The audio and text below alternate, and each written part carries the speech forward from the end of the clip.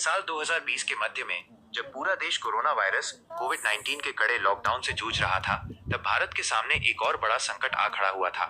यह पिछले 26 वर्षों में टिड्डी दल डेजर्ट लोकस्ट्स का सबसे भयानक हमला था। संयुक्त राष्ट्र के खाद्य एवं कृषि संगठन FAO के अनुसार इस संकट की शुरुआत पूर्वी अफ्रीका में चक्रवातों के कारण अत्यधिक बारिश होने से हुई, जिससे टिड्डियों को तेजी से प्रजनन करने का अनुकूल माहौल मिला।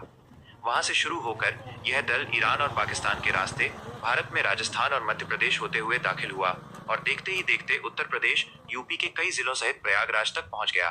जून 2020 के आखिरी हफ्तों में टिड्डियों का एक विशाल दल बुंदेलखंड और मध्य प्रदेश के पन्ना व छतरपुर के जंगलों से होते हुए प्रयागराज की सीमाओं में दाखिल हुआ।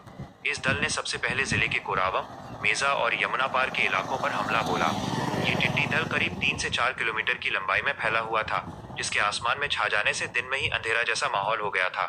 करोड़ों की संख्या में आई इन टिड्डियों ने खेतों और पेड़ों पर धावा बोल दिया और सीजनल सब्जियों जैसे नेनुआ, लौकी, कद्दू, हरे चारे, बाजरा और अरहर जैसी दालों की फसलों को भारी नुकसान पहुंचाया। चूंकि टिड्डियां दिन में हवा के रुख के साथ उड़ती हैं और शाम होते ही पेड़ों या फसलों पर रात बिताने के लिए बैठ जाती हैं, इसलिए इनसे निपटने के लिए प्रशासन और किसानों ने मिलकर दो तरफा रणनीति अपनाई। दिन के समय टिड्डियों को खेतों में बैठने से रोकने के लिए किसानों ने सामुदायिक स्तर पर पारंपरिक तरीकों का सहारा लिया। पूरे ग्रामीण इलाकों में थालियां, टीन के डब्बे और खाली कनस्तर बजाए जाने लगे। कुछ जगहों पर किसानों ने खेतों में ट्रैक्टर पर बंधे साउंड सिस्टम लगाकर तेज फ्रिक्वेंसी वाला संगीत बजाया, पटाखे फोड़े और ढोल नगाड़े बजाकर टिड्डियों को शोर के जरिए भगाने की कोशिश की। वहीं दूसरी ओर रात के समय प्रयागराज जिला प्रशासन, प्रांतीय कृषि विभाग और दमकल विभाग, फायर ब्रिगेड ने मिलकर बड़े पैमाने पर रासायनिक नियंत्रण अभियान संभाला।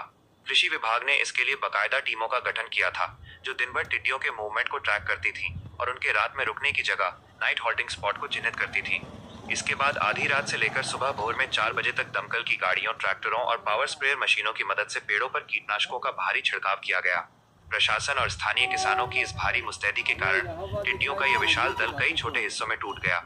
लगातार दवाओं के छिड़काव और शोर के दबाव के चलते ये दल प्रयागराज से आगे बढ़ते हुए पड़ोसी जिलों प्रतापगढ़, जौनपुर, संत रविदास नगर, भदोही और मिर्जापुर की तरफ चला गया।